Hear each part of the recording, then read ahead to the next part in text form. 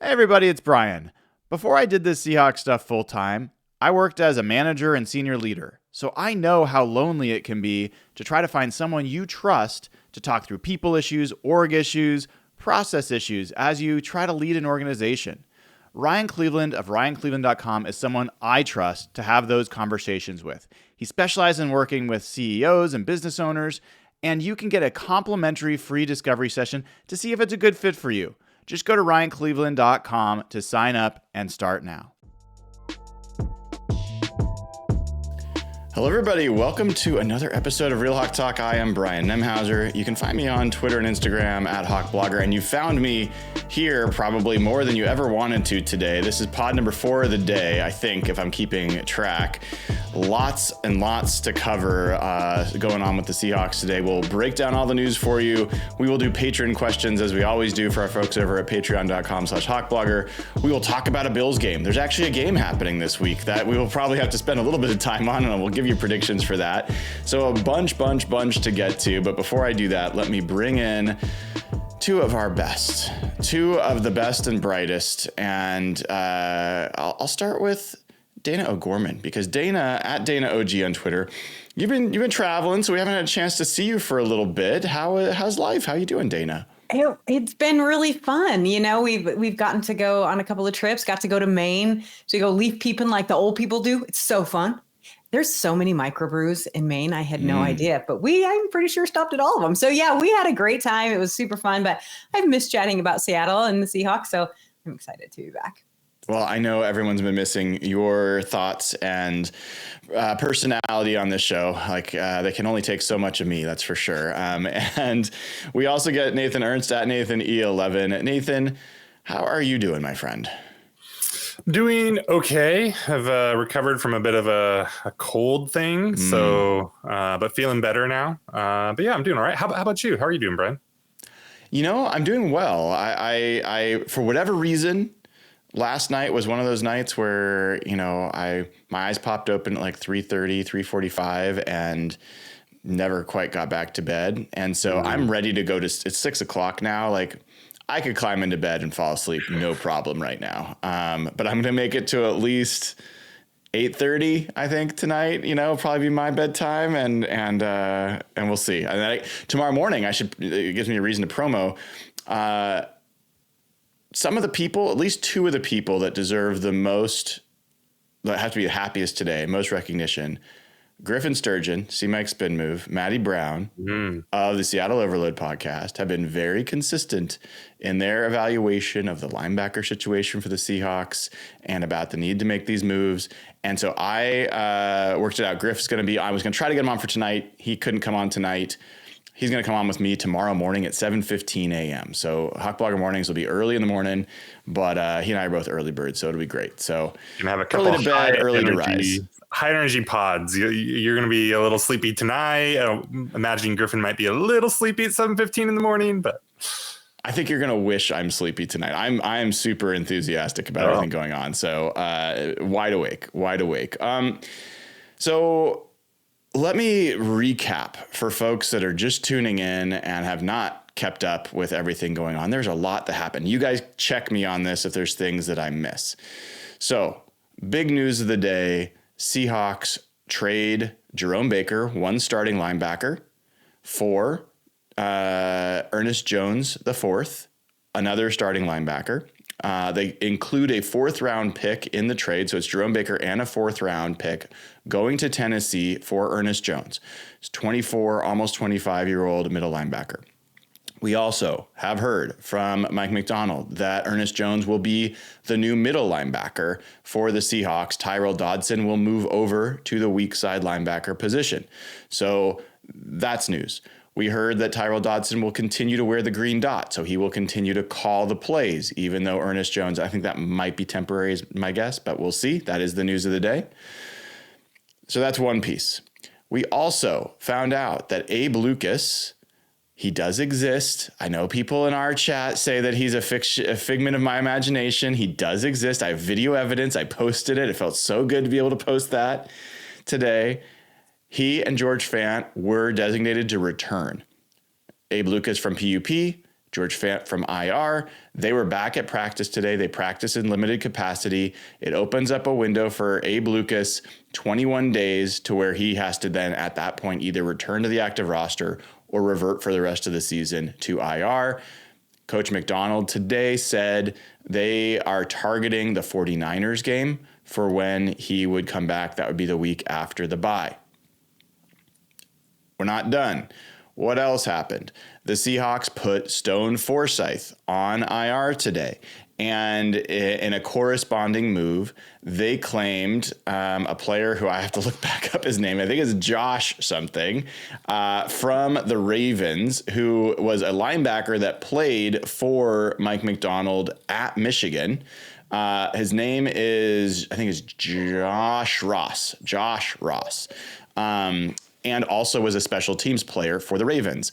So the Seahawks placed a waiver claim on Josh Ross, not John Ross. I'm sure we'll all make that mistake. Josh Ross. And they put Stone Forsythe on IR in a corresponding move. Did I miss anything? I think that's about it. We're done. That's all. We just all right. Have a good night, everybody. Have a good night. Woo. So yeah, I'm going to start with you, Nathan. I'm really curious. Let's obviously start with the Earnest Jones news. That's the headline story. What was your reaction when you heard the news, and what has been kind of your evaluation of Earnest Jones as I've seen you posting clips and kind of thinking about him in a Seahawks uniform? Yeah, I mean, it's really exciting. This is a guy that, it's pretty well regarded, was a big deal when the Rams decided to trade him. And, people really felt like they kind of gave him away for nothing. So, immediate reaction was excitement. There's a lot of interesting things about this trade, including Baker in it is pretty interesting. Mm-hmm. The cost compared to what the Titans had to pay. And if you kind of look at John's offseason with trades, it's a little dicey, I'd say. But they're going for it, which is exciting. They didn't pay much. And they got somebody who could potentially be a difference maker for them. So I think it's pretty awesome. I'm excited to see how. The other thing is, I guess for me, is I've watched a lot of, and we can probably talk more about this, I guess, with the Falcons game and everything. But I've tried to figure out how Seattle is asking their linebackers and their front seven to play the run, and I really struggle with it. Like I watch a lot of plays, and I'm like, they're just losing on alignment on like 90% of their plays, and so I think Baker had really tough moments, especially against the Falcons, and has throughout the season. I'm also really curious to see like how much of this really is talent. What does Jones do that much differently that solves some of the issues that they've had in the run defense? I'm not super optimistic that one guy is going to come in and make a huge difference, but I'm excited to learn, I guess. Interesting. You mentioned the trade difference compensation. Do you remember what the Rams trade was to the Titans for Earnest Jones? It was a fifth, wasn't it? Yeah, they got a fifth for the Titans' sixth. Even just vice versa. It was a swap. Like I think it was a 1-round swap, and so there's a lot of Rams fans that are very upset about their front office, and they're like, if this was available before, like what are we doing here? I got some more news on that front I'll share. I did some digging around because I had questions, but before I do, Dayna, even before we talk about Earnest Jones, I'm going to talk to you about that. Okay. I haven't got to talk to you about the Seahawks, and they just won this game against the Falcons. Yeah. Did you get a chance to watch that game? What was your kind of feeling about the Seahawks after the 3-game losing streak, and then seeing that Falcons win? I had to watch it after I was on a plane, and that didn't have Wi-Fi. What plane doesn't have Wi-Fi anymore? I was really irritated about that. But so I had to watch it after. So luckily I was able to check the score every once in a while. And so I knew they had won. So when I have the score beforehand, I can look at it a little more objectively instead of just that, oh God, every moment, you're so worried. But It was interesting. What I wanted from this Falcons game, I just also got the win on top of it. I felt like what I wanted to see from the Falcons game was regression back to the way that they were playing at the beginning of the year, but also progress, right? Like we were figuring out what the woes were quicker, adjusting quicker, and you got all of that in this game. And so it was really exciting for me to on that aspect to really be able to sit down and really focus on those things and say, oh no, yep, they picked that up better. Oh no, they're faster at that. And the Falcons team it's not like some throwaway team. They'd won 3 in a row. They were playing well. Kirk Cousins is no slacker, right? Like he's a good quarterback. And so it was exciting. But what I did love, and I want to thank the Patreons for this, the minute the defense scoop and scored, my name exploded in Slack. They're like, Dayna, and I appreciate that so much because I did see that. So it was great. But yeah, it was a deep, relaxing breath. Like, okay, we do know how to move forward. We weren't just really good because we were playing bad teams. So that was exciting. So then when you heard this Earnest Jones news today, what was your reaction? So it was kind of mixed. The first thing I did was look up his stats from this year, and I was like, why are we all excited? Like I wasn't, I'm like, it's not all that great. But then you dig deeper, and the reactions from the Rams fans made it even a little sweeter. I'm not going to lie. But I was excited that we have been screaming about linebacker since the offseason, right? Like we knew that was a huge issue. They were trying, man. They were trying. And when they're like, this isn't working, swap it out. That was nice, right? We hadn't seen that for a while. It's not like the last few years we're like, no, we're going to make this work, damn it, right? And they seem to try and force it down your throat. So I was excited about that. I was excited about the possibility that he brought, not just a new player, a more athletic player, that sort of thing, but also the fact that he's played in the NFC West. He understands what it takes to play here and to play against these teams. He's familiar with all of the teams, including Seattle, but he's familiar with the Niners. He's familiar with the Rams and the Cardinals. I think that hasn't maybe not been talked about enough, that unless you talked about it, Brian, on your show earlier, sorry. But I think that that knowledge is a huge help.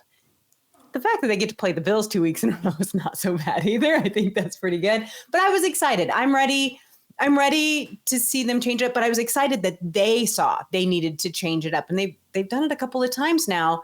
And that's not something we had always seen a lot in the past. Yeah, it's interesting, Nathan. You talked about John making the moves, and that hasn't always been a good thing. And we've often gotten ourselves excited and convinced Quentin Dunbar is going to be this great move that they made, or, you can name a bunch of guys that maybe that you thought were going to be these big game changers, and it didn't end up being the case. And that, in addition to the fact, my initial reaction was excitement because I'm a Seahawks fan and I want to see them make moves to get better. But then why is this guy getting traded twice in less than a year? And what skeletons does he have in his closet? What don't we know about the person, not the player, but the person, and what's going on there? So I went out, talked to a number of folks that associated with the Rams organization, that have been in the locker room with him, that know this person. From both the Titans and the Rams. And every single thing I got back was great guy, great player, great person, great leader. And that no one said the smoking gun of exactly why, but there was a few different triangulation points about the reason the Rams moved on. They didn't want to pay him, and they specifically don't want to pay that position. That position that they have a different organizational value and they don't want to pay, which makes sense. There's a lot of teams that don't want to pay middle linebacker. And in fact, the Seahawks have just recently in the last few years, Nathan, you and I, it wasn't that long ago, we were saying we should trade Bobby Wagner. This is like 2017 or 19 or whatever it was. We were like, don't pay this guy $19 million. It's not the right thing to do, even though we loved Bobby. And then the Titans, the best that I've heard, and I don't have as much triangulation there, is their window's just not now. And so they were going to have to pay this guy top dollar. And the reality is they might be 3 years away, at least 2 years away from being an interesting team. Now is not the time to be handing out big free agent contracts. And so that was, given that plus the fact that they could get a 4th round pick in return to help their build, made sense. But they also, like, people were surprised and not thrilled to see this guy leave, and continued to make the point that he made a difference in the locker room.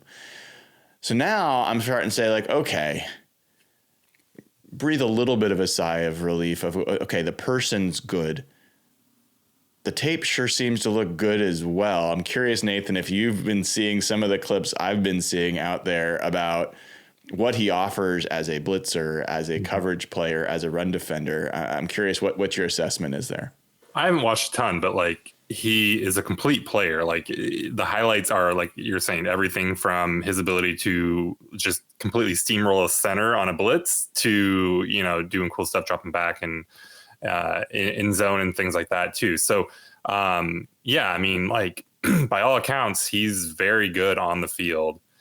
It's I guess the one thing that's weird to me is just, and maybe it's a positional thing, but in both cases, he's not even 25, right?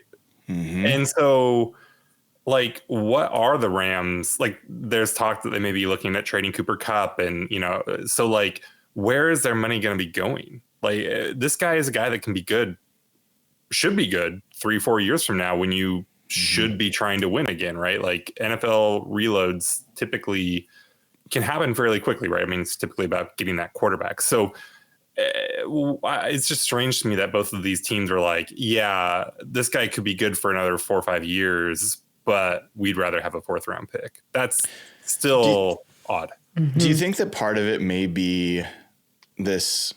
There's a portion of the league or a portion of analysts that think the inside linebacker position is just a high variance role. You can't be consistently good year to year, that it's become so hard to play that position that there's really, unless you're Fred Warner or Roquan Smith, like, there's probably just a handful of guys that are going to consistently be good year in, year out. And so it doesn't matter. We're not going to pay meaningful dollars. We're going to go back to the bank in the draft, and we're going to put new guys out there. And is that a possible reason?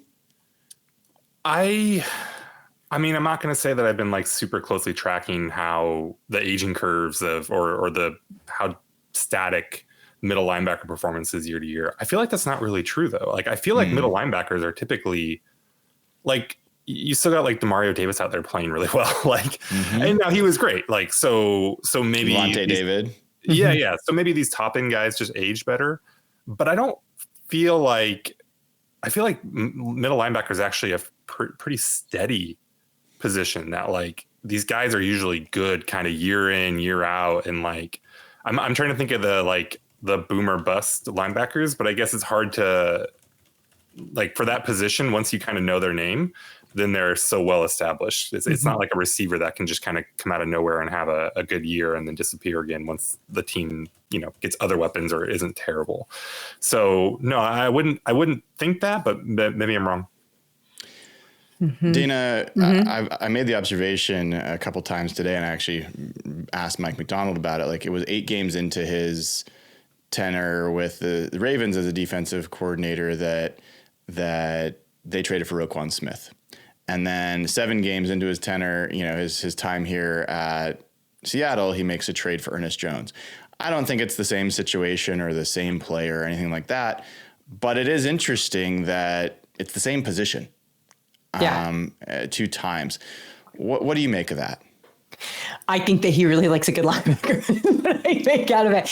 I think that he seems like the type of guy, and you could speak to this, you know, having been, you know, so close to him, but he needs to evaluate. He's really got to think it over. He's really got to be in the mix of it, right? And then he goes and finds, before he can say, this is exactly what I need. This is the spot we need it in.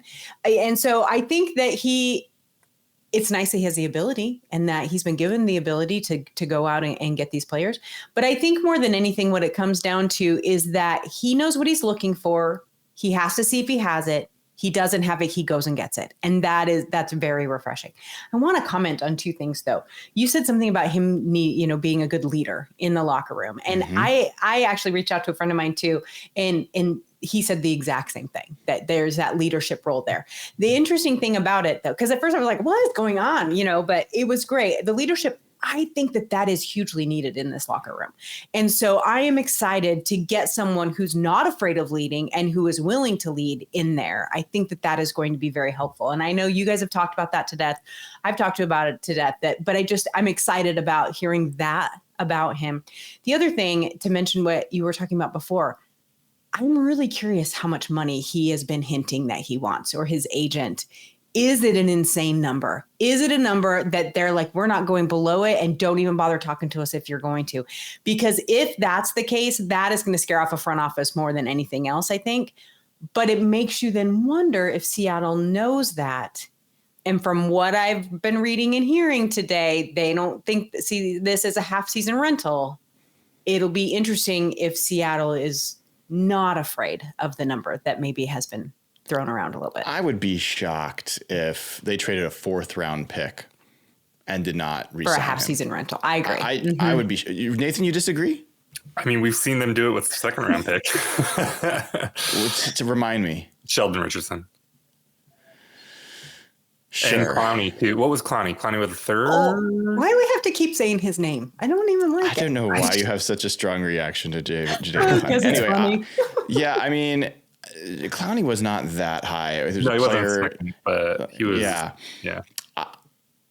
Yeah, I think that's fair. It seems to me like that would have to be a situation where they decided after spending time that he was not the right fit.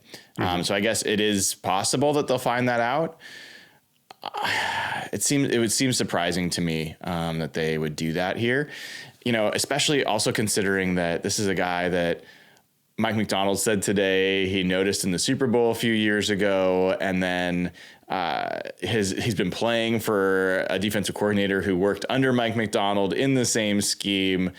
Mike McDonald's mentioned that he's noticed him since that game, and whatever. It seems like he's here and they're giving him the Mike position. They're moving Tyrel Dodson over. It seems like they're making this move with the intent to pay. And you were kind of giving the wry smile because they might just give away this 4th round pick, and that would be bad. I would say the other thing could be equally bad, which is feeling that they have to sign him to whatever money that, Dayna's or that. They've done that too. They've done that more often, and that hasn't been good. So I don't know that I believe that Earnest Jones is a $15 million a year linebacker. And if that's what he's asking for, we'll see. But the other thing that I guess that caught my attention when Dayna was talking about the leadership thing is specifically in the linebacker room. I actually think that the defensive line has leaders in there that people respond to. I think the secondary has leaders that they respond to. Tyrel Dodson has said he's told me that he actually has looked to Jerome Baker at times. He wanted the veteran, he's new to starting. And I wonder if part of the story here was they kind of evaluated what was going on. They're like, I don't know if I want Tyrese Knight, Tyrel Dodson, Drake Thomas looking to Jerome Baker for guidance. And I don't think it's just that simple, but I think they might have said, to your point, Dayna, let's get someone in there that is known to be a great leader and a great part of that room. This is a guy that Aaron Donald said, this is Earnest Jones' team now. That was his comment retiring, was this is Earnest Jones' team. I think that says a lot. So interesting stuff there. We could obviously keep talking about the Earnest Jones thing. So if you haven't given the show a like and click subscribe, please do. Let's move on briefly to talk about Abe Lucas. And we could talk about George Fanta a little bit, but really it's an Abe Lucas conversation for a second. Do you believe that he exists now? Nathan, you want to start? No, I don't believe he exists. I'll believe he exists when I see him on a football field. Okay. And then I'll wait a little longer to see how he plays. And if he's playing like a figment of imagination out there and just, letting people right on through, then he still doesn't exist. I'm a long ways off from caring at all about Abe Lucas. Interesting. So no reaction from Nathan, the stoic Nathan. I mean, I will say it's great. It's awesome to see him come off the pup because I wasn't even sure that was going to happen. But no, he's not real yet. Dayna, did you have any reaction? Did it elicit any response from you when you heard that he was coming off of PUP? I was like, my comment was in our chat. I was like, huh. Okay. Because honestly, he's as real as the cap is. So here's the thing with it, though. I think that what it does show is that they were willing to wait the time needed for him to come back 100%, which means the team truly believes in him. If they thought they could Band-Aid him and throw him back out there and it didn't matter if he was good for next year, they would have done it. But obviously they wanted to take the time. They want to get him right. Now, I had said before, I was on a podcast earlier today, and I was talking about how I didn't expect him back till December. Even if he came back, that then it would be maybe right around that Thanksgiving mark, maybe even, just a little further. But then it sounds like today they expect him to come back for the Niners game after the bye week. I wonder if I would think it would take him a little longer to get physically fit enough, back in the game, get your feet back in the dirt for that to happen. But maybe he's further along than we thought. And they really were just waiting for the perfect timing or something to happen to bring this so-called player back. I will tell you guys, if Abe Lucas is a player that they put in a hermetically sealed container and they just unwrap him, expose him, and like reanimate him for the games against the 49ers, and he helps you beat them, and then they put him back in the package, he's a valuable player. I will take that 100%. So this has been in the back of my mind. When I said I thought even after that loss to the 49ers, I think the Seahawks are going to go in there to San Francisco, and I think they're going to take the soul of the 49ers organization by beating them down there. And everyone's like laughing. And people are still probably laughing at that. Part of it in my head is you put Abe Lucas at right tackle, and I think it's a different situation going against that team. I'm telling you, if you saw the video I posted, watching him walk on the field, not only does he exist, but that guy is a unit. Like, he is a significantly different physical specimen than anyone else. George Fant's a huge human, but he's not the athlete that Abe Lucas is. And as much as I love Mike Jarrell and the Mike Jarrell story, he looks like he could be like, what's the thing that fits inside of the guy during what's that Arnold Schwarzenegger? Teenage Mutant Ninja Turtles? Grotto or whatever, like the guy in the science fiction show that comes out of his stomach. What is not Running Man? I don't know. Whatever. I'm blowing it. But he looks like he is a small person next to Abe Lucas. And so I really do feel like him coming back, this is stage one of the Seahawks fan base, like coming back to the belief that this guy could be a part of the team. Stage two will him being, actually being activated. Stage three will him being on the field. Stage four will him playing well. Stage five, the final moment of actualization, will be when he stays on the field. Mm-hmm. Exactly. And I understand those stages. I am projecting that we're going to get through at least 4 of those stages. Whether he stays on the field, I have no way to know. I don't think anybody has any way to know. But I think he is going to be a real difference maker when he does get back on the field.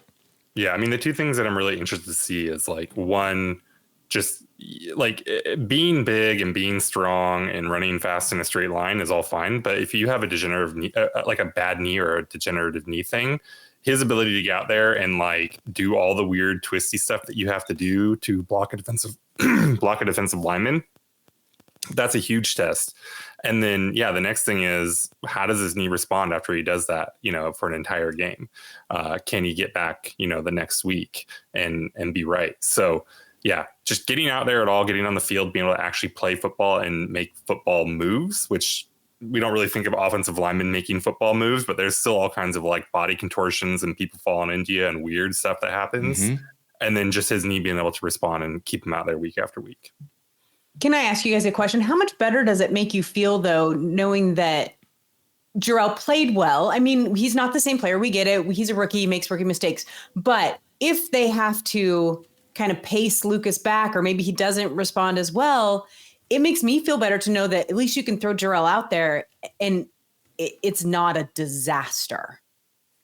I think the really scary thing is just right now there's nobody behind him. Right. It's like the next few weeks until once Lucas is back, Fant is back. But right now they're in a really, I don't know who their backup right tackle is. Is it? Well, it's Jalen Sindell. Cool. Yeah, I think that was a 1 week thing. My guess is this week, if Fant is not activated, which I'm not sure he will be in terms of being active for the game, I wouldn't be surprised if Jason Peters is brought up from the practice squad to be a backup. I don't think he would start. Now, Jason Peters, is he a large man? What kind of shape of a man is Jason Peters? He's so big, and he so clearly doesn't move the way an NFL player moves. It would be a bad thing if he is at right tackle. He's like 45 or something now. He started for them last year, didn't he? I know he did, and it was not a great situation. It was not great.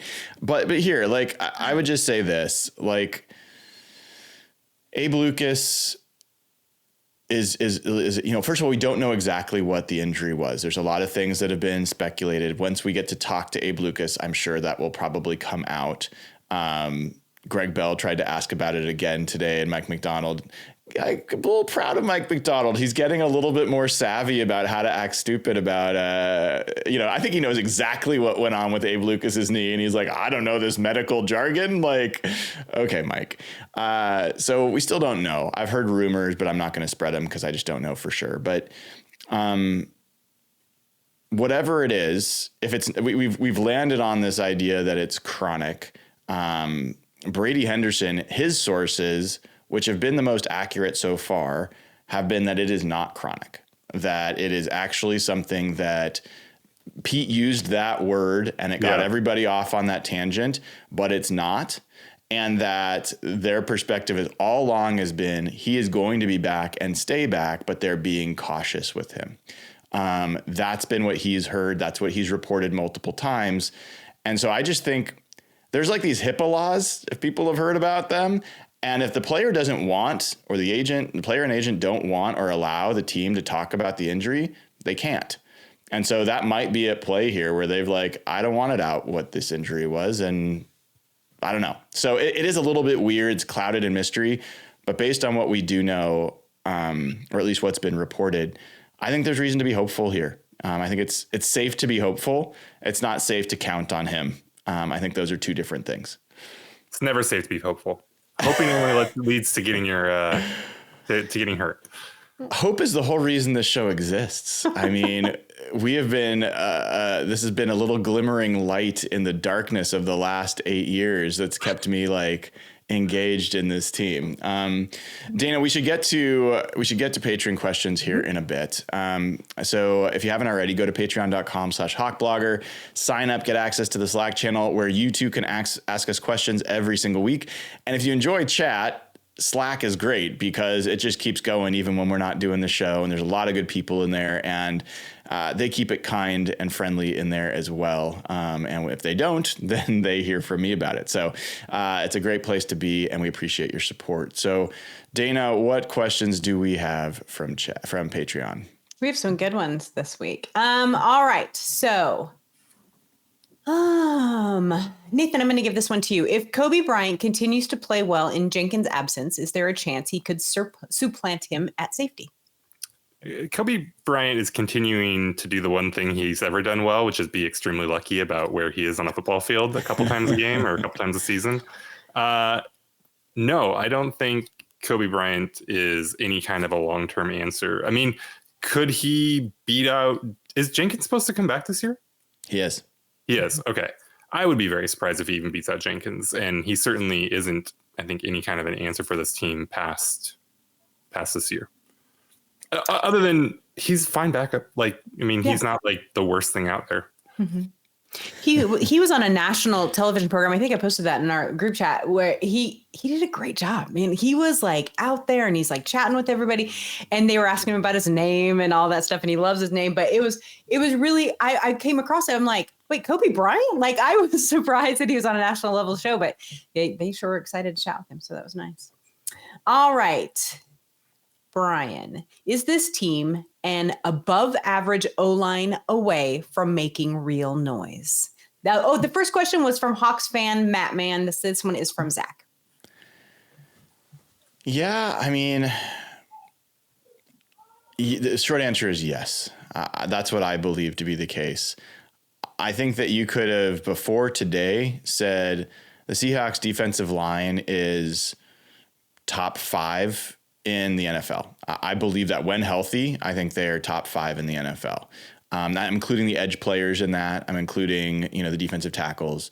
And they're also generally young. Boye Mafe, Derek Hall, Byron Murphy. Byron Murphy's 22. I mean, people forget how young he is. And then in the secondary, you've got Reek Woolen and you've got Witherspoon. You've got young, growing, talented players. Julian Love, who's under contract and playing really well this year. Mm-hmm. But the linebacker position was a question. So now I think you've made the biggest upgrade you could probably make at that position.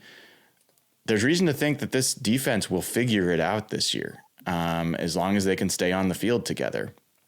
And then offensively, it's been a good offense. It's been a top 10 offense with awful offensive line play.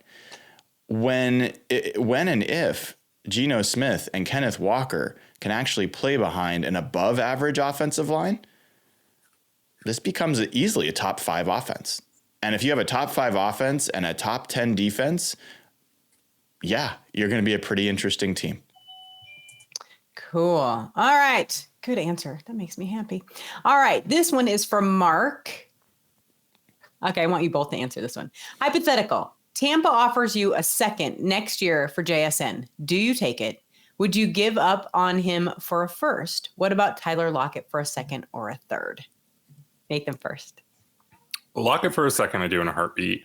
JSN for a first is very tempting. But no, I don't think I would want to trade him for a second. I feel like it's you just end up now having something to replace. And are you going to get something better with second? Maybe. I mean, like these receiver drafts are super deep, but no, I don't think it makes sense to do that. Here's the thing. I got 2 very strong reactions to this. One is, where is this JSN hate coming from? I don't understand. Like, people are like, I've been asked by not just fans, but others. Like, I was asked last night on Fox by Aaron Levine, like, should we be thinking JSN's a disappointment? And I'm like, what are we talking about? Like, I think, is he as good as he's going to be? No. Has he already shown what he's capable of being? Yes. Like, he's going to be fine. What he isn't is he's not a dynamic athlete. He's not a DK Metcalf. He's not going to take the top off. And it is clear if DK Metcalf, that, by the way, is news that we missed. Mike McDonald said DK Metcalf may play this week, and that he doesn't have to practice in order to be eligible to play. They could take him all the way up to the game.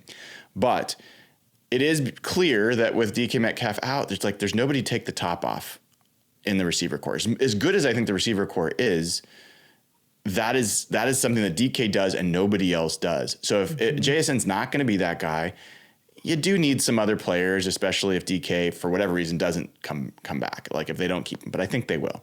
The other strong reaction I have is, where are people getting these draft compensation concepts for receivers? Like Devontae Adams and Amari Cooper just were traded for 3rd-round picks. And it's not just fans. The Rams seem to think they can get a 2nd-round pick for Cooper Kupp, who's like 31 years old and played like 1 game in 2 years. What? Like, right. who like, and by the way, the Chiefs were like, no, thank you. We'll trade a 5th for DeAndre Hopkins and we'll be just happy about it. So Tyler Lockett in no world is getting you a 2nd-round pick. Tyler Lockett probably in no world is getting you even a 5th-round pick, maybe, like at this stage. And then JSN second is possible, but just keep in mind, this position is plentiful every year in the draft. I don't think people are looking to trade for 2nd-year receivers, really. And I don't think the Seahawks should be looking to trade a 2nd-year receiver. No, I agree. And besides, honestly, at this point, Tyler is probably going to retire in the next, year or two. So what's he going to do? It's like, oh, trade me, but then I'm just retiring. So what's the point? No team's going to want him for that. That just seems crazy. And we have to remember Devontae Adams, he's, Aaron Rodgers' whoopee. Aaron Rodgers wanted his little whoopee back. And so they had to go out and get him, and they did. So, it didn't seem to make much of a difference. But yeah, I think that's great. I wouldn't trade. And the DK, it's like, oh, trade DK. Nope. I won't keep them all. Keeping them all. That's for sure. All right. Next one. Let's see. This one is from Jason. Oh, this is a good question. Nathan, if we had lost on Sunday to Atlanta, does John still do the Earnest Jones trade this week? I would think so. I don't think he's young. Jones is. I don't think that they want this to be a disaster season. I think they clearly they went into the season talking about how it's a contender, they feel good about the team. You want to set Mike up well in his first year. This offense is, talented enough to be a successful team. So I think that they would still push, regardless of what had happened against Atlanta.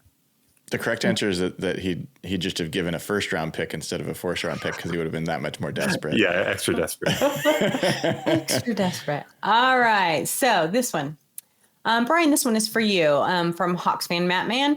Wondering how Brian feels about John Schneider attending the Texas-Georgia game to watch his favorite quarterback prospect, Brian's favorite quarterback prospect, Quinn. Is it Ewers? Is that how you say that? Yeah. Ewers had a pretty bad game, but maybe John is thinking, maybe he'll end up falling to us later in the draft. I'm so happy John went and watched that absolutely non-prospect quarterback fall on his face and play an awful game. I don't know if you guys heard, if you haven't, John Hankins has a great podcast, his own YouTube channel, and he had Byron Murphy on yesterday, or at least it was posted yesterday. And John Hankins asked Byron Murphy about Quinn Ewers, and he's like, oh yeah, he's good. He'll probably get the job back, when he gets healthy. But when you heard him talk about Arch Manning, he's like, that dude, that's a dude. It was so clear that even the people in that room know the difference between good college and good, this guy's special. Anyone that thinks Quinn Ewers is special is just because it's relative. They're looking around at the quarterbacks in the college right now, and they're like, well, he doesn't absolutely make you want to claw your eyes out. Let's spend a first round pick on him. He's not the guy. And so, yeah, I'm very glad that John hopefully got all the confirmation of that necessary.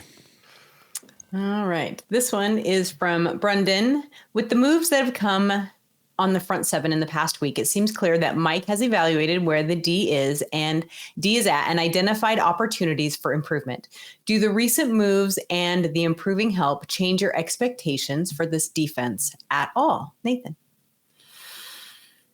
Yeah, they have to. They're going out and acquiring players that they ostensibly like, and Jones is a big name. And so if you're going to add talent and depth to, I guess they're not really adding depth with the Jones thing because they got rid of Baker. But if you're going to go out and add players you like, you have to think that it's going to get better.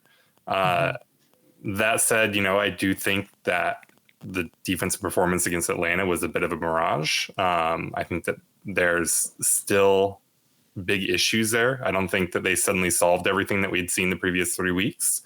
So I'm really not sure just what to expect from this team going forward, because like I said, I don't know how much of it was a talent issue. And so it'll be interesting to see what Jones can do for this defense, and if he makes it look like Baker was really just that terrible, or if we start to see that maybe there's some cracks in Mike's defense. I think it's the tweaking that's fascinating to me, right? The tweaking and the moving, because we knew it was going to take at least a year for everything to settle in, probably even maybe for another full year. But you can already see them trying to tweak it a little bit. And I think that that's really fascinating for someone who likes defense, because you can just see this little move. And it's got rid of a player, got another one. What difference is that going to make? How's it going to shift? So we can see how that tweak happens just a little bit. I'm excited for that. You know what's cool about that? I think it's a great observation, Dayna, is I think in not just the Earnest Jones move, but in the Roy Robertson Harris move, it's not just the players they acquired. it's the effect on other players. And moving Tyrell Dodson to weak side linebacker could make him a better player. And having Earnest Jones as a leader in the room could make him a better player. Having Roy Robertson Harris means that, I mean, I was talking to Byron Murphy today. He's like, that dude is big and strong. Dre Jones is like, he's like 6'8". I don't know what that guy, like those guys. Dre Jones gets to move back to the position he trained to play this offseason. And he had his best game against Atlanta. So like, I think you're right. They're looking at not just the move, but the ripple effects of these moves. Yeah, that domino effect can make a huge difference. All right. This one's from Mark Zuck. I'm going to give this one to Brian. How would you feel about a Jadeveon Clowney reunion? And then he says, another Clowney question. Have you seen a better Seahawks pass rush since the start of Pete era than the 2019 at the Niners game? That was a game that will always live in Seahawks fans' dreams because it was like, oh, we finally have one of those players and we get to just be physically dominant. And that was a mirage. But I don't see them making a move for another edge player. Now, in the game of like, let's say what we were wrong about, literally last night, I told some people that asked, are they going to make any more moves? I'm like, nah, they're not going to make more moves. So what do I know? I mean, like, I'm as much of an idiot as anybody else, but why? Why would they make a move for an edge player? Boye Mafe, Derek Hall look like the best young duo at the edge going right now. Draymond Jones just had his best game, and you still have Uchenna Nwosu, who is due back this season later. I know people are now on the anti-Uchenna Nwosu because he's gotten injured too much, but this guy is like a leader in that room, a leader on that defense, and was arguably their best edge player. So I just don't see it. I don't see that that's being a place. I mean, if they're going to look for help anywhere, it would be guard. Yeah. All right. Let's see. This one is from Hawks fan Matt Mannigan. He had a lot of questions this week. All right. Assuming that McDonald had a lot to say about Earnest Jones being a player he wanted for this defense, is it fair to think that Schneider will listen to Grubb and Huff when it comes to identifying better O-linemen than we have previously? That's a good question too. Nathan. Will he listen to them? Yes. Will he prioritize it the same way? Will he change his mind about what they're worth and how much to pay for them? Probably not. I mean, they would be the first group to have ever done that in 10, 14 years or whatever it's been. So no, I'm not hoping for any big, I guess the thing that you have to hope with Grubb and Huff is that they can identify the later round guys better. I don't know that those. I mean, I guess you can look at guys like Pooney and stuff like that, where we're in the range that John would spend a pick on. So yeah, I think that's what you kind of have to hope for, is that they're gonna ID these guys a little later in the draft, or maybe a little farther down in the free agent list, that other coaching staffs haven't done as good a job on. Awesome. All right. Then look, it says for Dayna. I love it when they do that. Thank you so much, Jess. All right. For Dayna, you have said that it takes until week 5 or 6 to really know who a team is. Now that we're past that, who are the Seahawks? Now I'm going to answer this question, but I want your guys' answer too, because I think it says a lot. My answer for this is I think they're ascending. I think this is a team that has some problems. They know where those problems lie. They might not know exactly how to fix it quite yet, but they know what the process is to get there. But I think they're ascending. This isn't a team that's a dumpster fire. This isn't the Browns. This isn't the Panthers. It's none of that. This is a team that, will they make the playoffs? Who knows? Will they have a huge personnel changeover next year? Maybe. Who knows? But I think that they're figuring it out, and you can see each week, even in the 3-game slide, if we just remove the Giants game, you can see it much clearer. Just take that game out of there. But I just really feel like they're an ascending team. I think this is a team to keep an eye on. And I think we're hearing about them a lot more in national media because of this, that they're a team that is on the rise. Seattle, I'm not giving an exact, comparison, but they're like the Lions a couple of years ago. They're a team that you have to keep an eye on because they're starting to figure it out. And that's exciting, right? That's all you really want when you have a new coach. So, Brian, who are the Seahawks right now for you? Well, let's keep it Halloween themed. I mean, we're close to that. I mean, it's like a witch's brew and a potion, and they've got a lot of interesting ingredients, but they're still adding to it, and it hasn't yet coalesced into something truly powerful. But it feels like there's a lot of interesting things there, and I actually believe that the people making it know what they need. And so I do think it's going to be an up and down kind of thing. I wish I could say they're just going to win all the rest of their games, that there won't be another streak where you're like, oh my God, this team is awful. I don't think it's going to be like that. But I'd be happy if it did, if it was. So yeah, that's kind of who I think the Seahawks are. This makes me so happy because we finally resumed our rightful roles. You are optimistic. I'm pretty guarded about this team right now. Like I didn't feel great. Right where we belong. Exactly. Yeah.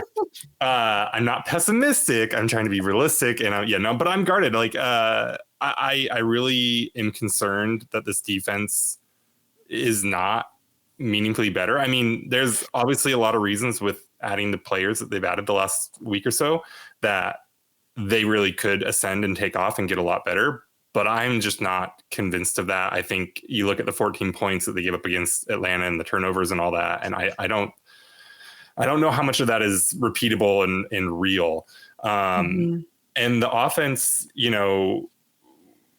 we see them have these games against teams like Detroit and teams like Atlanta that can really struggle with pass rush, that can't exploit their huge weakness at all. And even with that, 24 points isn't exactly lighting the world on fire. So I think the inconsistencies on offense don't seem solved at all to me. And I need to see this team play good defense for a week or two more before I really buy into, okay, maybe they really can be what we thought they were at the start of the year. So I think they're more treading water towards, a 9-8 or 8-9 type record. But I would love to see Earnest Jones come in here and Roy and these guys make a huge difference and really turn this defense around. I'm not sure you and I actually saying different things. I predicted 10 wins at the beginning of the season. I'm not super uncomfortable with that, and I think it's harder to see them getting more wins than it is to see them getting less. So I think you and I are actually in pretty similar spots. The funny thing is I kind of agree, but I just see them as that they're starting to figure it out. I picked them to have 9 wins, I think, this season. I don't expect them to even make the playoffs, but it just feels like there's something, like you said, brewing underneath the surface, where right now they're still having a lot of missteps. They're still trying to figure it out, but they're getting there just a little bit at a time. And so that's exciting for me, I think. So yeah, I think saying it in different ways, we all are kind of in the same spot, to be honest with you. All right, there's one more question left. It's from Sam Brown, but with something that we've already answered. So I just want to make sure, Sam, that we answered your question well. It says, in case it doesn't get discussed on the pod, even if Earnest Jones doesn't impact the defense the same way Roquan Smith impacted Baltimore's defense, is there a reason to believe Jones being inserted into the linebacker core will help get more out of Tyrell Dodson? And as Brian said, that's one thing that we're hoping to watch to see what happens. So I hope we answered your question for you, Sam. I would say come to Hawk Blogger Mornings tomorrow morning with See Mike Spin Move Griff, and you'll get some of that. I might also have Coach Cody Alexander on. We're figuring that out. So we'll talk about that a little bit more, X's and O's, tomorrow. Awesome. That's it for Patreon. Awesome. Well, thank you everyone over at patreon.com/hawkblogger. You can sign up there as well. Join the crew and get access to the Slack channel, and also ask us questions every week. A couple other things before we get into this Bills game as we head towards the top or bottom of the hour. I never know which one it is. Austin Martin became a new member of the channel. So thank you, Austin, and welcome to the family. Appreciate having you. And Rick R., who has been so generous lately, gifted 10 Hawk Blogger memberships to the channel, which is so cool. It's a way to bring other people into the community. And if you're someone who got one of these free 1-month memberships, consider, if you get one, consider giving one. Pay it forward. Consider extending your membership past a month. Stay part of the crew. I think it's just a great way to bring in more kind and generous people. So I love it. And thank you, Rick. And then finally, Axel MTG has the super chat, says Double Agent Bobby Wagner trained up our new linebacker. He went down there to LA, trained Earnest Jones and got him all ready. So that's awesome. I have something to play for you guys. So I've been doing this voicemail thing lately, and I'm going to play this for you. Let me know. Hopefully you guys can hear this.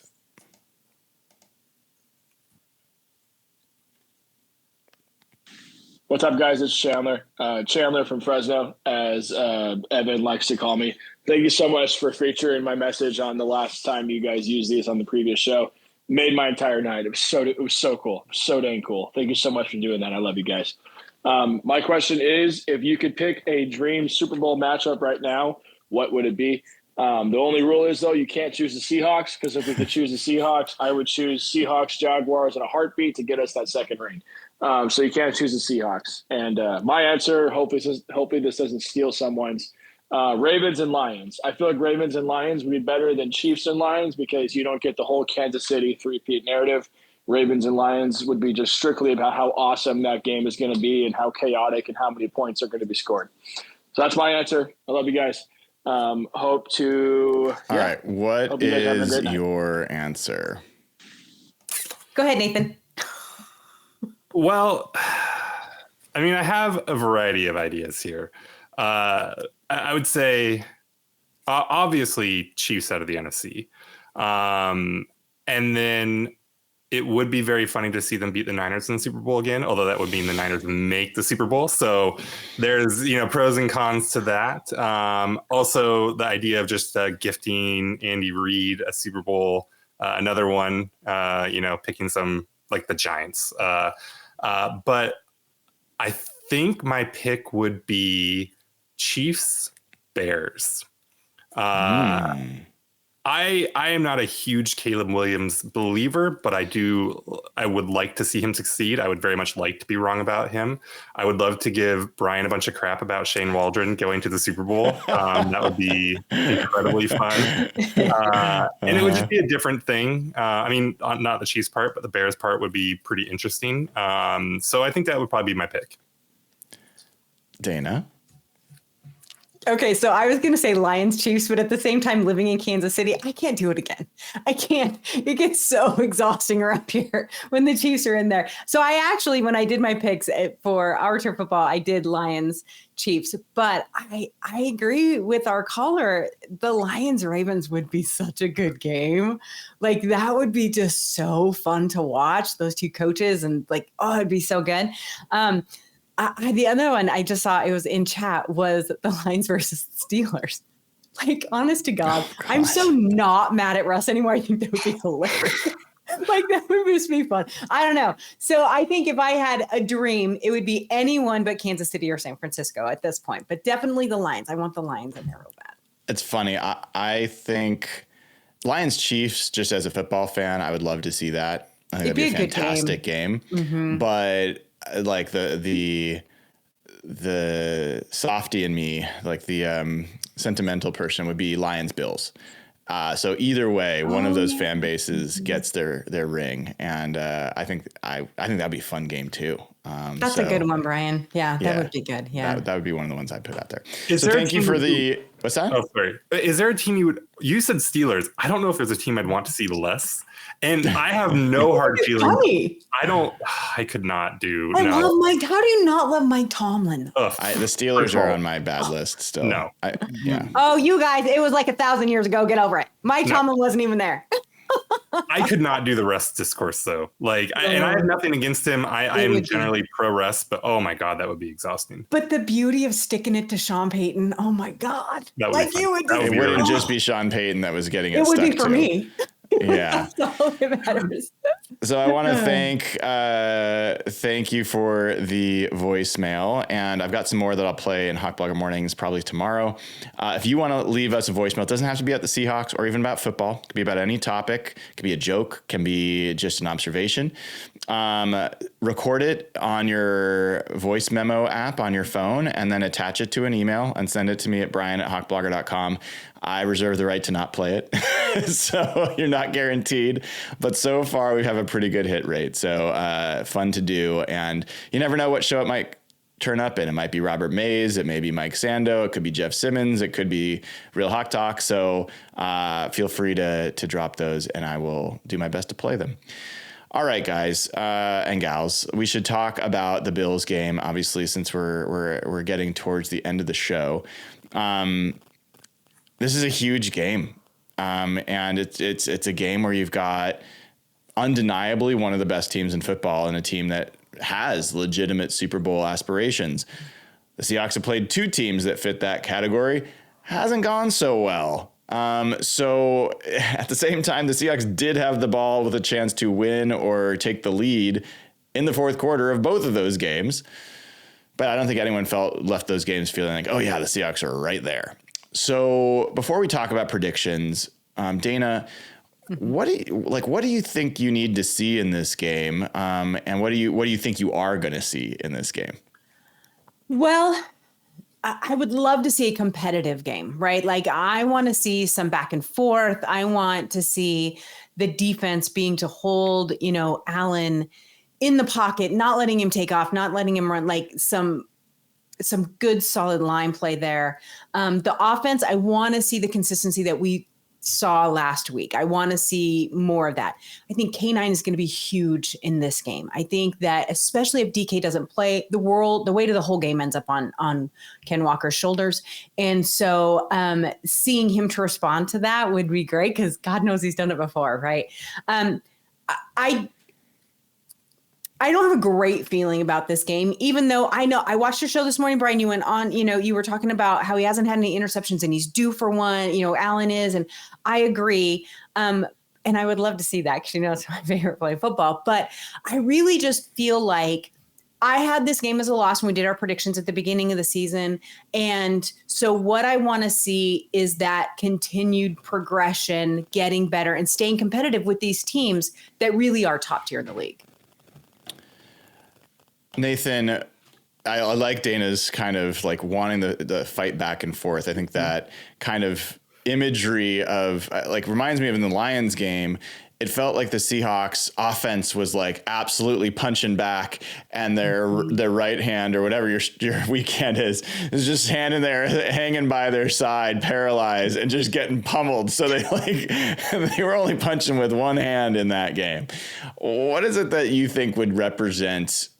Like, forget the score for a second. What would represent like a positive step forward for this team against the Bills? Yeah, I mean, I think this is a really good test to see, are they ascending? Are they fixing their problems? Because, the Bills are a pretty good running team. And so Seattle's run defense is really going to be put to the test. It's not a game where I need to see them look dominant against the run because the Bills are good at it. But, at least not looking like they did during the 3-game losing streak would be great, would be good progress.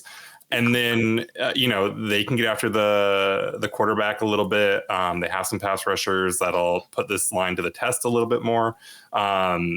So, just seeing how consistent and how well the line can hold up is going to be really huge. And so there's no shame in losing to this Bills team, but it can't feel like the Niners and the Lions game, right? Like they have to look like they belong on the same field for the most part. So that's what I'm hoping for, is just that they can look respectable in these areas that have been huge problem areas for them, especially the run defense, because the run defense feels fixable and you're now adding pieces to it. And so if you go out there and just absolutely get ran off the field again, that's a huge concern for me. Yeah, I think that's really well said. And look, I think there's kind of a spectrum of what would be acceptable for me. On the low end of that spectrum is something like the Falcons game, where if you look at the underlying numbers, the Falcons had a lot of success offensively. And the run game was very effective, and the Seahawks run defense was not that much better. It was better, but it was not that much better. But they didn't have any of the explosive plays that resulted in touchdowns. They just had these kind of field changing plays that they were able to contain, and they wouldn't have to allow 14 points, but that would be 20 to 24 points. That would be a low end of acceptable. On the high end of acceptable, that would get me excited, would be that the actual front line, like the Seahawks defensive line, is disruptive and causes real pressure and real problems for Josh Allen. Even if Josh Allen does his Houdini act, which he can do, and he makes some big time throws, if he's running around and he cannot get comfortable in the pocket, oh, my heart's going to be happy about that. I won't be happy if it's a loss realistically, but I'll be able to look at that and say, okay, this is the team that I want it to start to become. The other thing that I'll be looking for is can the secondary, if Reek Willing can play, can they hold up? Like I think this is, I almost did it for you again, Nathan, because, it's my favorite bit. I asked Mike McDonald today about, hey, the Bills, all their passing touchdowns this year have come against man coverage. Josh Allen obviously can run more and scramble more against man coverage. So why do people play zone? Like, what's the reason? And he's like, well, I didn't know that they had thrown all their touchdowns only against. So I was like, I was going to play that for Nathan, but I didn't. But the point being that he went on and talked about why man coverage, like there's reasons you need to do it. And you need Reek Woolen in that game. You need, Devin Witherspoon in that game. And these are some really talented receivers, especially Shakir and Cooper. I want to see them like hold up in that situation. And so them doing that together, like that would be fun. That would be the high end. It's also, guys, it's supposed to rain. Is it? I didn't know that. Okay. It's supposed to rain potentially like a decent amount. I don't know. I haven't done research yet on how these folks perform in different weather conditions. Just curious, before we get to predictions, who do you think that would favor on the high end? Who does that help more? I don't really. I mean, this Buffalo's Bills team, they're used to playing in 10 feet of snow, right? Like weather isn't usually a factor in my head about the Bills. It's like they can play anywhere. But at the same time, rain is very different, and so I maybe it's PTSD, but I have worries when Seattle plays in the rain. Yeah, I think Geno is a much more finesse. I think everyone's a more finesse quarterback than Josh Allen is. So like if it gets messy and the rain really messes stuff up, like I definitely would put my money on Josh Allen just doing something stupid and brute forcing a play to win a game. So yeah, I would think it would definitely benefit the Bills. Can I ask you guys a question really quick? I'm sorry to keep, I know we're at the end of the show, but I'm really curious on your guys' take here. So let's say DK can't play. So I said, I think it falls more than on Walker's shoulders, but I also have this thought. So everyone likes to dump on Noah Fant lately, and I get it, but he actually had a pretty decent game last time. He made some good plays. I was impressed more than I had been, I guess you could say, in the past. So who do you think, if DK can't play, in your mind, what would be the logical there? Do you bring in more Bobo? Do you bring in more Bobo, more Fant, a mixture of the two? Because you can't solely rely on JSN and Tyler. You need some beefiness against this team. Nathan, you want to answer? I think you have to see. If Bobo can stretch the field with some contested catches.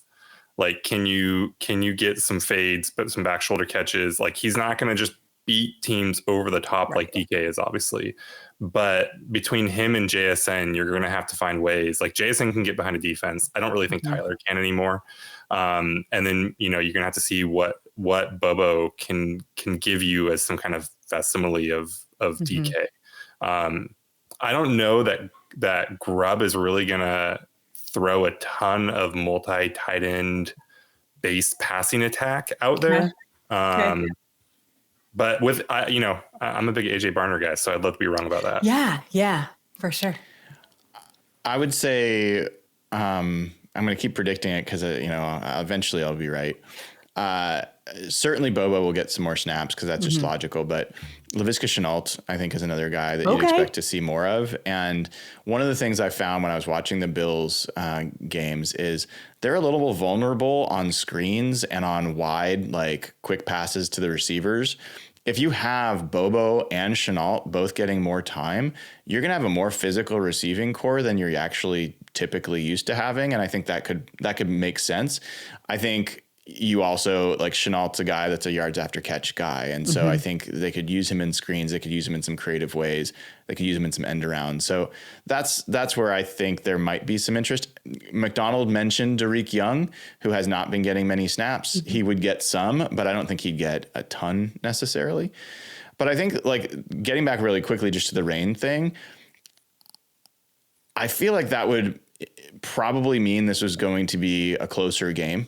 Like, it maybe would reduce the probability of a blowout, I guess is the way I would put it. Okay.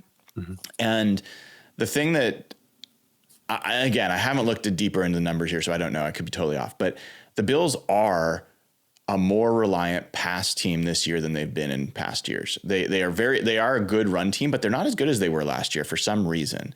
And if they're, like, forced to be a little bit more run oriented, I think they also are not a great run defense. They have allowed a ton of explosive plays, especially on the ground. I think Connor Williams is, like, really gaining steam. I thought he had his best game against the Falcons, and a lot of the run yards that the Bills have given up is right up the middle. So all that's making me wonder if, like, it's probably just a push, but like I think it would just mean less points, most likely, and maybe more turnovers. I want to say I do think DK will play, though. I do think he'll play. It's sure seeming like the signals getting sent out seem like he's going to give if it's raining, though, I'm like, put that guy in bubble wrap, Fair. Like, it's probably, this is a tough game to win one way or another. Do not risk your best receiver. Agree. Yeah. How do you feel about Connor Williams snapping in the rain? He's been great with snaps. His issues so far have been more his communication with Gino. They've been off in the operation a couple of times. That's been interesting, but thank goodness his snaps have been, knock on wood, they've been okay. I was going to say, don't jinx them now. I know. Well, who knows? All right, let's get to predictions. Dayna, I'm going to have you go first. What is going to be the final score of this game? Oh, no one's going to want to hear it, but I think the Bills are winning. But I do think it's going to be close. I do think that being in Seattle, now knowing about the rain, which I didn't know about before, I agree with you. It'll be lower scoring and probably more head-to-head. I think the Bills win this by probably a field goal or less. So I'm going to say 23-24. Okay. Nathan. I was going to go something kind of similar, 28-24 Bills. I think even if things were looking good for, like, if we hadn't, had that terrible 3-game stretch, like, this is still a tough team. And, you get them at home. So hopefully that tips things in Seattle's favor. But I think the Bills are just going to be a little bit better. And it'll be close. I really hope they look so much better, though. Like they just look like I said, that they belong on the field, and that'll make me really happy. I think though, one interception run back for a touchdown changes this game. Oh, sure. But which way does it go? I think that Seattle, if they can pull that off, a couple interceptions, sure. But if they can take one back, I think that's how tight this game might be. Well, let's be honest. I said this earlier today, but the Seahawks were on the lucky side in Atlanta. I was watching that game, and it was palpable. It was like, okay, they just picked up a defensive pass interference flag. That doesn't happen, even though it was a bad call. Like, they did what? You got a roughing the passer on a 3rd down incompletion, and kept, like, there's a lot of things, like, the balls went to players as opposed to empty space. Like, things worked out in that game. And I think we all feel like it rarely does. So yeah, if they're on the positive side of luck variance, hallelujah, I'll take that. And to your point about returns, the Bills have allowed a kickoff return for touchdown to DJ Dallas, of all people. They're one of the worst return coverage teams, both on punt and on kicks, maybe special teams. Everyone doesn't like D. Williams. I get it. I think he's been contributing every time he returns a ball the last few weeks. So he had a big return against the Falcons. Who knows? But all that said, I always I feel a little bit of a responsibility to not always have, have everybody pick against the home team. And I like to pick I like to pick the Seahawks to win, but I also just I picked the 49ers to win. I picked the Seahawks to beat the Falcons. I'm trying to be genuine about these things. And as much as I want to pick the Seahawks to beat the Bills, this is a team I think is legitimately going to contend for a Super Bowl. And I don't think the Seahawks are ready to legitimately contend for a Super Bowl. I don't think it's a 70-30 type of situation in terms of probability that the Bills will win. I think it's 55-45, which feels good, but I still got to go with the Bills to win this one. I think I'm going to pick the Bills 27-23. I think Josh Allen's going to be the guy where we're just oh my God, how, we're playing good. We're playing well. How is he doing this? Because he's just capable of things that are not normal. And I think you just got to recognize that. I think they're a very good team. And I think adding Amari Cooper makes them even tougher. So I think too, but guys, if they play well and they keep it tight, how encouraging is that against the Rams? It just sets up the next couple of games so well for me in my head. So yeah, and if you can only win one of these next two games, if they beat the Bills and lost to the Rams, to be totally honest, that would be a bigger problem. Mm-hmm. They need to win the divisional games. They need to win the NFC games. Big picture, maybe beating the Bills would be better, but for this year, you definitely be wanting to beating the divisional opponents. All right, everybody. Anything else, Nathan, before we wrap? All right. Thanks to all the thousands of folks that tuned in. It's always great to get everyone together in the community for Real Hawk Talk.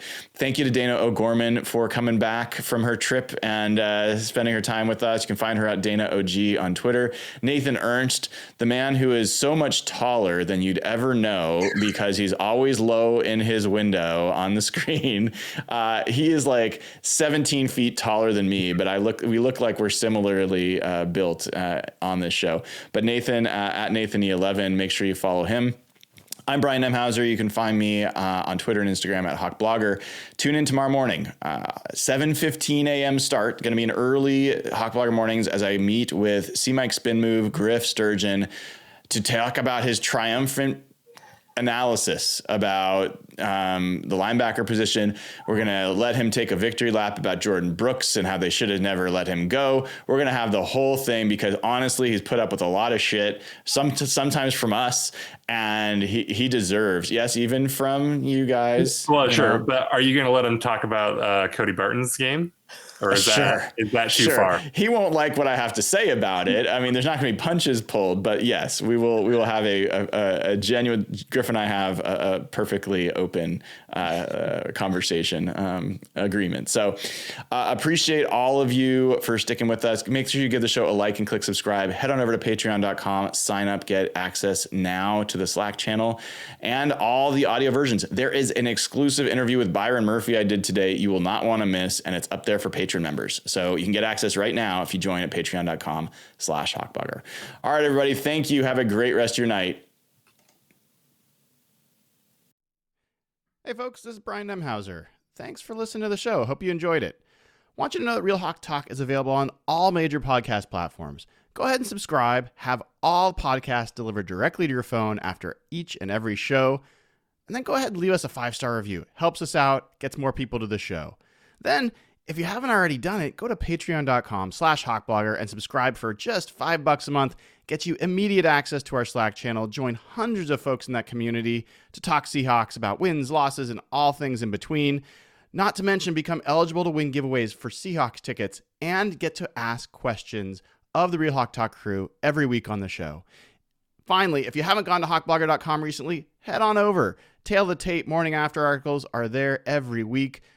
Hoping to see you there. Thanks for tuning in. Thanks for supporting the show. Go Hawks.